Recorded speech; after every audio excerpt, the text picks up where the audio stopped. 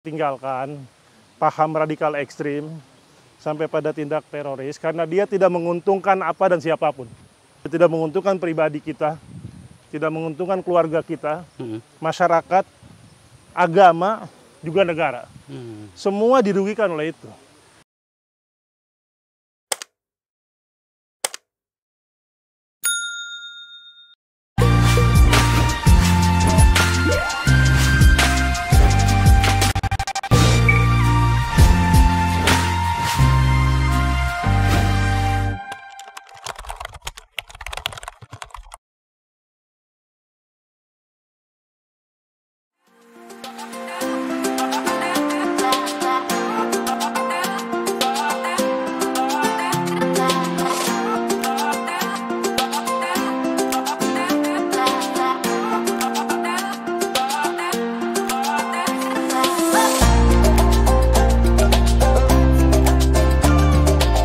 Assalamualaikum warahmatullahi wabarakatuh. Waalaikumsalam. Pemirsa, edisi ini edisi yang istimewa. Saya sedang berada di Desa Bojongkoneng, Kabupaten Bogor. Sebuah tempat yang indah sekali, daerah Sentul gitu ya, daerah Sentul. Saya berada dan mengunjungi, diundang khusus oleh teman-teman. Ini kawasan agrowisata dan ada peternakan. Kita akan menuju ke situ nantinya. Dikelola oleh teman-teman mantan napiter, narapidana teroris. Wah kan, seru kelihatannya, seram kedengarannya, tetapi mereka telah kembali ke pangkuan Republik Indonesia dan bahkan mengembangkan usaha sendiri.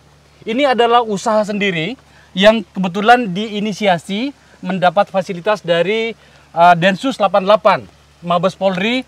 Lahan ini bekerja sama dengan Sentul City. Mereka awalnya kerjasama 5 hektar dan kemudian berkembang menjadi 35 hektar.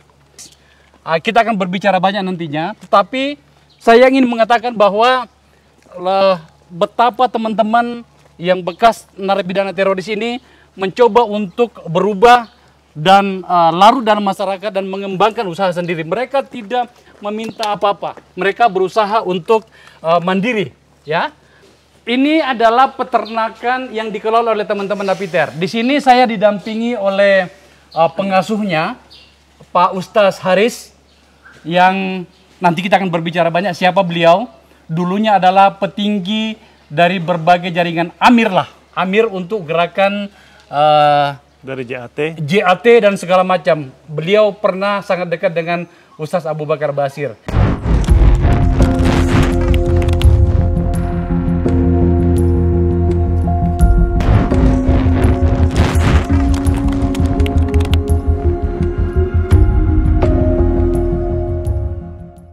Juga Pak Hendi, ketuanya di sini. Pak Hendi ini adalah pelaku bom buku di Jakarta tahun 2011. Sekarang kita disuguhkan sebuah peternakan sapi. Ustaz, ini sapi berapa banyak sapi di sini? Sekarang ada 40 sudah, 40. Alhamdulillah sudah 40 yang tersedia. Tapi kalau seluruhnya di kandang kapasitas itu sekitar 200. Ya. 200 yang kita sediakan. Sediakan ya? Ini model kerjasama dengan investor ya? Iya, dengan investor manapun kita siap untuk bekerja sama. Dipelihara, kemudian nantinya akan ada bagi hasil ya? Bagi hasil. Luar biasa 40, gitu. Terutama kalau sudah lebaran nantinya ya? Iya, Idul Adha. Idul Adha Pak ini. Penggemukan di sini. Ini tidak kalah standar ini. Standarnya ini standar profesional ini, tidak kalah. Alhamdulillah. Iya. Berapa orang teman-teman napiter di sini, Ustaz? Yang sekarang sudah bergabung dengan kita. Iya. Itu kalau ada di organisasinya, di yayasannya, yang sudah memiliki kartu anggota itu 22 orang. 22 orang ya. Dari berbagai peristiwa terorisme yang pernah terjadi gitu ya. Iya. Oke. Oh, ya luar biasa ini. Ini sapinya kira-kira harga berapa, Ustaz? Kemarin sekitar kalau awalnya 17-an ya, 17 jutaan ya. Tapi ini udah berkembang berapa bulan kan nih? Sudah hampir 3 bulan ya ini. 3 bulan. Ya. Jadi kalau misalnya saya ingin mungkin kalau investor ketinggian bahasanya ya, Iya. ingin juga memelihara sapi, boleh ya di sini ya? Wah, bukan boleh, sangat boleh. Sangat boleh. Jadi pemirsa, Iya. ya kalau kemudian Anda berniat untuk memiliki sapi atau beternak sapi, tidak perlu jauh-jauh, datang ke sini kerjasama dengan teman-teman ini, para napiter, narapidana terorisme, dan kemudian bisa memiliki sapi dipelihara oleh mereka. Saya lihat mereka bahkan menyiapkan rumput sendiri ya. Tentu. Ustaz, sebenarnya sejak kapan dipikirkan untuk kemudian melakukan hal seperti ini? Ya, kalau kita terpikir sebenarnya sudah semenjak kita, bahkan ketika di dalam tahanan ya, semenjak kita sudah punya kesadaran untuk tidak lagi menjadi orang yang menjadi destroyer lah ya. Ketika dia kayak seperti itu, kemudian kita mau melakukan islah, perbaikan-perbaikan, itu memang ada dua hal yang kita lihat itu. Pertama adalah mindsetnya, pola pikir yang ada di dalam diri kita ini harus ada berubah total. Tapi kemudian kan dia harus bekal hidup. Bekal hidup ini saya rasa bukan tidak hal penting ya, sangat penting. Oh, sangat penting. Sehingga mereka punya kesibukan yang terarah dan bisa mensejahterakan keluarganya. Makanya kemudian hal ini juga disambut oleh waktu itu kita masih ketemu dengan Wakadensus ya, waktu itu masih Brigjen. Sekarang beliau sekarang sudah jadi Irjen Pol dan menjadi Kadensus. Beliau menyambut bahwa memang cara-cara untuk mengembalikan teman-teman ini kepada kepangkuan NKRI bukan hanya sekedar dirubah ideologinya, tapi juga dirubah bagaimana nasibnya. Ya, nah inilah kemudian kita sediakan seperti ini. Ini ya 35 hektar ini Ustaz? Sekarang sudah mencapai 35 hektar. Ustaz Haris ini pada masa-masa lalu itu adalah pimpinan dari gerakan-gerakan radikal itu. Sudah terpapar sejak tahun 85 Ustaz ternyata ya? Sudah 85. Jadi saya sudah pernah jadi buronan di Orde Baru. Buronan Orde Baru? Iya, karena keterlibatan saya dengan Lampung Berdarah. Lampung Berdarah ya? Iya. Kemudian ada beberapa, kemudian saya bergabung lama di negara Islam Indonesia. Ya kan, saya sempat memegang jabatan penting juga sebetulnya di situ ya, menjadi ketua Majelis Syuro. Kemudian saya tinggalkan, saya berada di Majelis Mujahidin Indonesia yang dideklarasikan tahun 2000 di Yogyakarta. Saya menjadi pimpinan di Jakarta. Kemudian ada beberapa hal yang perubahan dari titik radikal ke lebih ekstrim. Sehingga kami menganggap bahwa itu MMI masih sekuler, Majelis Mujahidin itu.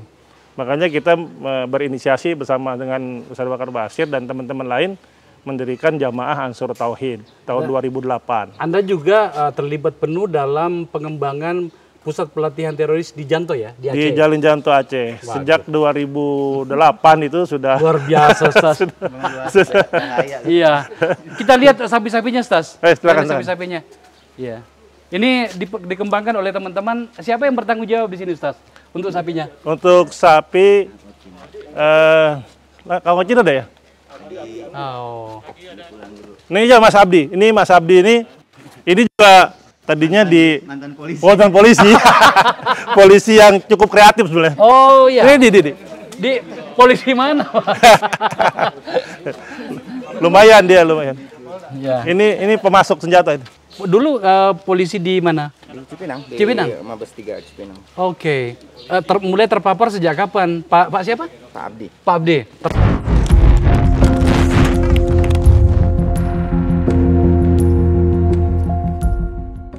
Terpapar kapan? Apa hati-hati jatuh nanti? 2010. 2010 ya? Terpaparnya di mana Pak Abdi? Nggak terpapar gitu kan, backgroundnya beda Pak. Kita nggak tahu kita. Nggak tahu ya? Nah, kita ada di rentetan dari Sofyan Sauri. Oh, Sofyan Sauri. Anda memasuk senjata? Ya. Ke mana? Ke Sofyan Sauri. Sofyan Sauri itu? Oh, oke. Dan senjata yang dipasok itu sudah berapa banyak? 28. 28 senjata? Oke. Senjatanya dari mana Pak? Dari gudang. Dari gudang? Termasuk amunnya juga? Ya. Oke. Tertangkapnya di? Jadi rumah. Di rumah. Kena vonis berapa tahun? 10 tahun, 10 tahun. Dan sudah dijalani berapa tahun? 7 tahun. 7 tahun. Sekarang mengelola di sini. Bisa. Sudah kembali ke pangkuan Republik Indonesia. Alhamdulillah. Harus kembali, kalau enggak kita usir. Tugas Anda di sini sebagai apa?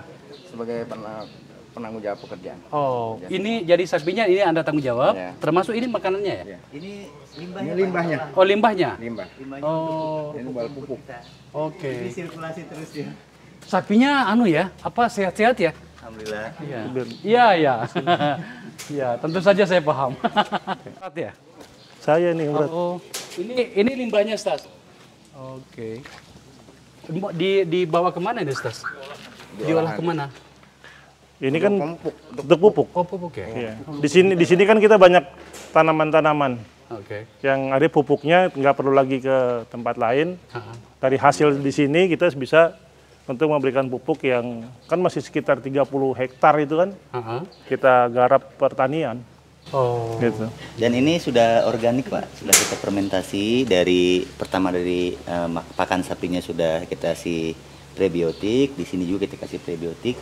Jadi mungkin Bapak juga bisa, ini kan baunya udah agak kurang. Agak kurang. Nah, dan nanti dalam istilah pupuk itu organik itu memang lebih bagus daripada pupuk yang belum diolah. Gitu. Pemirsa, satu keistimewaan dari fasilitas yang merupakan inisiatif dari teman-teman Napiter ini, narapidana teroris ini adalah mereka melibatkan warga di sini.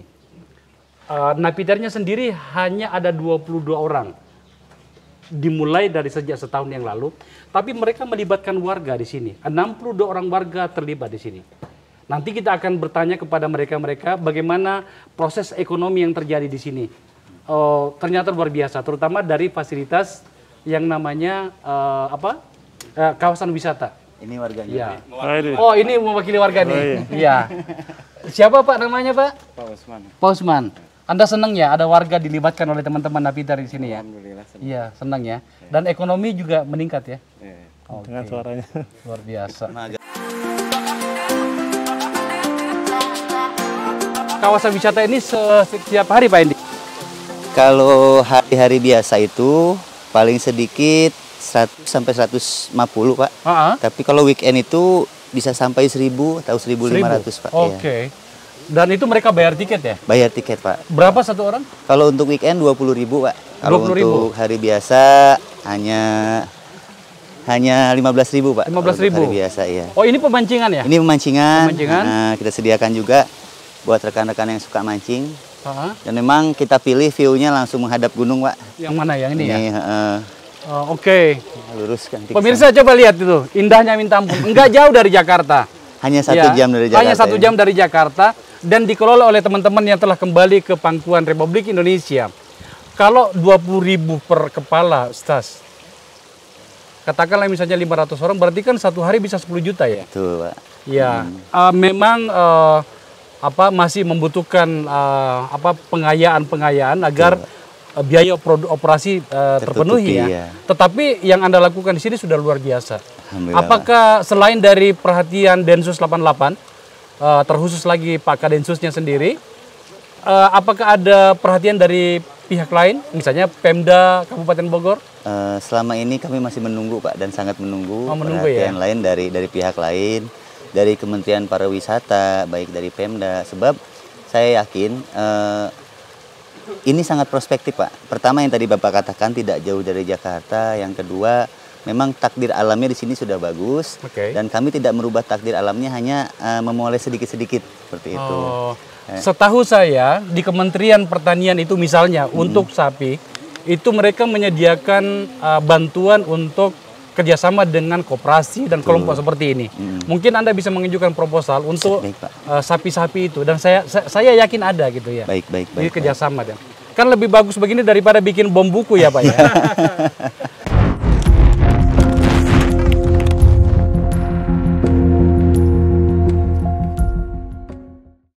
Ngomong-ngomong sih, bom buku itu dulu bikinnya seperti apa sih Pak Hendi? Ya kalau kami kan dari bom buku itu Pak memang jaringan ini ya tidak terlibat dengan jaringan lain, jadi independen. Kami itu memang tidak ada bakat, tapi yang ada cuma nekat gitu. Kami belajar bom itu dari internet. Nah, yang menguasai peracikan itu kan kawan saya yang masih di Pondok Raja, Pepi Fernando. Kalau ya saya membantu dengan rekan-rekan. Dan kami memang tidak terlibat dengan jaringan lain sehingga bahan-bahan yang kami gunakan bahan-bahan apa adanya. Ya seperti petasan, karbit. Nah, itu ya karena itu Pak tidak ada bakat ya, yang ada cuma nekat aja itu. Jadinya ya karena nekat itu ya saya sampai pesantren ke Nusa Kambangan kemarin. Gara-gara petasan Anda divonis 12 tahun. 12 tahun, Pak. Dijalani selama 7 tahun. 7 tahun. Sekarang bebas dan di Pasir Putih di Nusa Kambangan itu Anda sempat melayani Ustaz Abu Bakar Basir ya. Betul, Pak. Kenapa? Sejak kapan Anda tiba-tiba merasa ini ada yang nggak benar dan kemudian berbalik dari situ? Sejak itu waktu itu kan semua mungkin tahu Pak ya ada baiat ISIS di sana. Saya salah satu orang yang tidak ikut berbaiat dengan ISIS karena saya melihat ada kejanggalan di sana. Kenapa? Saya mempelajari atau membaca sejarah Rasulullah aja membangun umat itu perlahan. Tapi ISIS ini kan lahir langsung besar. Ada pertanyaan besar di sana. Bagi saya, kok bisa lahir langsung besar? Jangan-jangan ini ada apa-apanya. Katanya Anda sempat dikafir-kafirkan juga? Ya, sejak saya dikafirkan, makanya sejak itulah saya berpikir, kok seperti ini ada yang salah nih. Setelah saya kaji lagi, ternyata bukan jihadnya yang salah.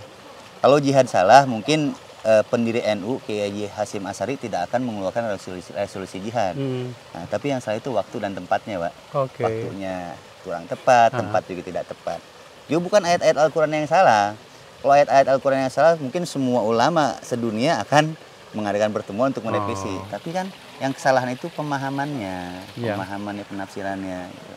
Pak Hendy ini adalah sarjana atau alumni filsafat dari UIN. Filsafat. Kemudian terpapar. Alhamdulillah sekarang kembali ke pangkuan keluarganya dan Republik Indonesia. Yang ingin saya katakan adalah bisa saja siapapun bisa terpapar. Karena ternyata terpaparnya itu melalui berbagai medium-medium diskusi, pertemuan-pertemuan ya, Pak Hendy ya. Bahkan kalau saya lebih unik, lewat diskusi, lewat pertemuan, lewat doktrin saya nggak terkena gitu, nggak terpapar. Tapi lewat video saya kenanya. Video dari pembantaian umat Muslim di Palestina. Disitulah mulai merasa marah. Merasa marah. Gitu. Oke. Jadi ada bahasa dari mata turun ke hati gitu. Kita ke sana yuk. Ayo Pak, silakan.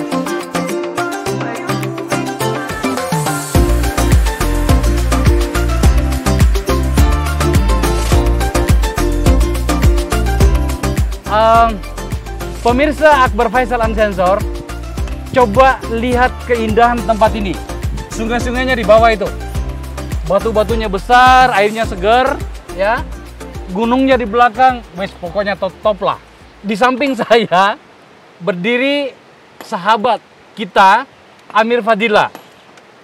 Beliau adalah salah satu pelaku bom Marriott dan Ritz-Carlton tahun 2009. Pak Amir, terpapar kapan? Ya awalnya sih dari ikut kajian-kajian dulu. Kajian-kajian ya. Oke. Ya lama-lama luas kan pergaulannya, perkenalannya ya, dari perkenalannya dia ketemulah. Emang nggak jauh pasti ketemu nanti di situ. Beliau ini dulunya karyawan hotel, kemudian terpapar dan beberapa tahun menjadi yang mengurusi Nurdin M. Top. Sebelumnya seseorang telah memesan kamar hotel untuk ditempati pelaku pemboman pada tanggal 10 Juli 2009 lalu sekitar pukul 15:06 waktu kuat merakit bom. Dan pada hari tanggal 17 Juli 2009 telah melakukan aksi bom bunuh diri. Apabila dia datang ke Jakarta, beliaulah yang menyiapkan semacam safe house atau rumah aman bagi Nurdin M. Top apabila dia ada di Jakarta ya, Pak Amir ya. Oke. Dan pada saat peledakan bom itu Anda berada di lokasi. Anda yang mengurusin bertugas sebagai surveillance ya. Untuk mengamankan semua situasi itu ya. Apa yang Anda pikirkan pada saat itu? Ya, waktu itu saya berharap cuma operasi ini sukses saja. Sukses saja. Nah, karena kalau dilihat dari tingkat kesulitannya kan saya pikir ini nggak mungkin, tapi ternyata bisa juga. Bisa ya? Bisa. Dan ya bagaimana juga ya kita bawa bisa dia pelakunya nginap dulu, Oke. terus bahan peledaknya bisa dibawa lewat mana, itu kan sudah kita pikirkan jauh-jauh hari. 2 tahun dipersiapkan. Iya. Dari 2007 sampai 2009 Iya. untuk operasi itu ya? Oke. Gimana caranya? Kapan kemudian Anda mulai berpikir bahwa ini salah ini ada apa tindakan saya salah? Ketika hal-hal seperti ini salah gitu. ketika ditahan ya kan nanti di situ ketemu banyak orang, Oke. banyak ustadz juga yang ternyata ada yang nggak sepandangan lah. Nah, ya kalau dipikir-pikir juga, oh ya benar. Ternyata kalau dilihat dari sisi korbannya kan banyak juga yang Banyak ya? Merasa bersalah ya? Iya, kayak pikir ya maunya sih apa yang kita jadi target, maunya ya maunya misalkan target kita orang asing ya orang asing gitu. Jangan ada orang lain. Tapi kan karena ini sifat bom kan sifatnya nggak bisa milih. Siapapun yang ada di situ ya terkena dampak. Anda dapat vonis berapa tahun? Vonis 10 tahun. jalanin divonis 8. Divonis 8 jalanin 5 tahun lebih. Dituntut 10, vonis 8. Dituntut 10 ya, vonis 8. Dijalani 5 tahun. 5 tahun lebih. 5 tahun lebih. Sekarang Anda bergabung dengan teman-teman Pak Ustaz Saris, Pak Hendi ini, gimana perasaan Anda sekarang?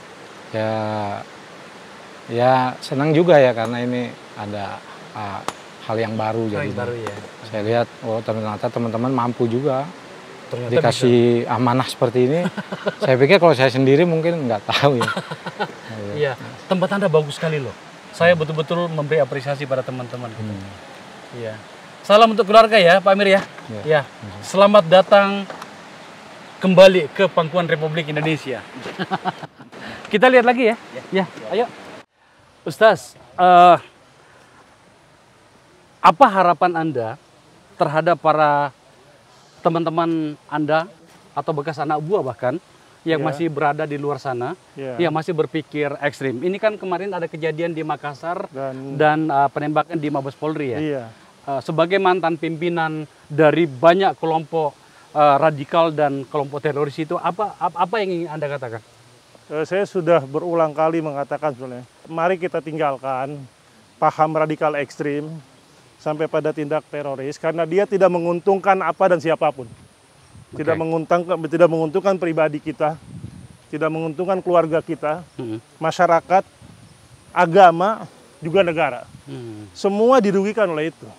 Dan ini tidak dikehendaki oleh khususnya kita yang beragama Islam. Karena Islam tidak mengajarkan terorisme. Makanya paham yang keliru ini harus segera ditinggalkan. Ini yang saya selalu serukan kepada teman-teman yang masih berada dalam paham radikal ekstrim. Iya. Masih ada kontak nggak Ustaz dengan mereka-mereka? 1-2 ada yang kontak. Ya, tapi saya lebih banyak menghindari kontak karena akan terjadi perdebatan yang tidak penting.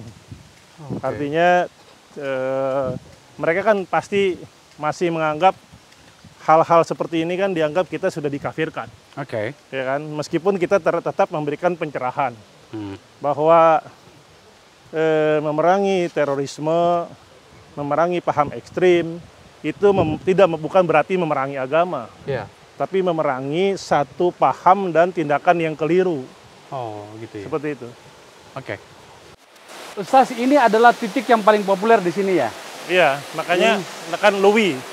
Jadi LUI pengaduan. LUI pengaduan itu sampai di situ ya?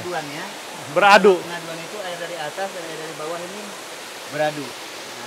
Ini pembangkit listriknya pun kita sendiri. Pembangkit listrik? Iya. Bikin sendiri? Iya. Wih, bagus sekali.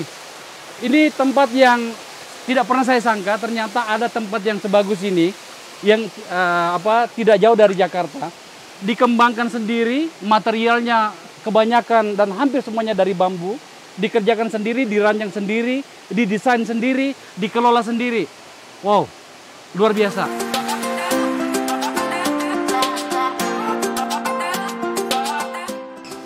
Tibalah kita di akhir kunjungan kami Akbar Faisal Unsensor di semacam pusat kegiatan yang dikelola oleh teman-teman Napiter, narapidana terorisme. Mandiri benar tempat ini. Ini Ustaz Haris, apa harapan Anda dengan apa namanya itu pengembangan ini ke depannya seperti apa yang Anda inginkan? Ya, harapannya sesuai dengan moto Hubul Waton Indonesia 19. Oke. Khairun nas anfa'un nas. Sebaik-baik manusia bermanfaat untuk manusia lain. Subhanallah. Harapannya bagi kita pertama dia membawa kebaikan untuk teman-teman mantan napiter. Oke. Baik kebaikan dalam sisi pemahaman agama, ya, wawasan kenegaraan. Negara tidak lagi menjadi musuh, tapi kita bangun bersama. Itu makanya kita sebut dengan Hubul Waton. Kita cinta terhadap negeri ini dan kita ekspresikan cinta kita dengan hal seperti ini. Kemudian kehadiran kita juga kita berharap membawa manfaat untuk masyarakat di sekitarnya sebagai bentuk sumbangsi kita terhadap negara. Itu harapan besar kami, Bang Akbar. Dan kepada para mereka-mereka yang masih radikal di luar, apa yang Anda harapkan? Ya, harapannya pertama sadarlah bahwa paham radikal ekstrim bukanlah bagian dari paham agama yang benar, tapi bentuk penyimpangan. Kalau itu bagian dari penyimpangan, sudah semestinya kita tinggalkan. Tidak lagi membutuhkan rentan waktu, tapi harus kita tinggalkan sejak sekarang. Karena pekerjaan yang dilatar belakangi pemikiran yang ekstrim, itu justru akan mencoreng keindahan nama Islam itu sendiri. Ustaz Haris, terima kasih. Mas Hendy, teman-teman sekalian, Ya. terima kasih ya telah Sama-sama. menerima tim kami di sini. Ya. Pemirsa, niat baik akan selalu baik. Hari ini kita menyaksikan bagaimana teman-teman yang pernah terpapar radikal, bahkan menjadi pelaku terorisme, kembali ke pangkuan Republik Indonesia. Kembali menemukan jati dirinya. Dan mereka melakukan pengembangan sendiri. Tentu saja kita harus berterima kasih kepada Densus 88 Mabes Polri. Lagi-lagi saya selalu berpikir bahwa apabila kita memikirkan bersama problem-problem yang terjadi di masyarakat kita, maka kita akan menjadi bangsa yang kuat. Bahkan termasuk kepada teman-teman yang pernah terjebak pada sebuah fase yang hitam barangkali ya. Seperti itu. Sekali lagi terima kasih teman-teman sekalian. Sampai di sini pertemuan kita. Wabillahi taufiq wal hidayah. Wassalamualaikum warahmatullahi wabarakatuh. Waalaikumsalam warahmatullahi wabarakatuh. Luar biasa.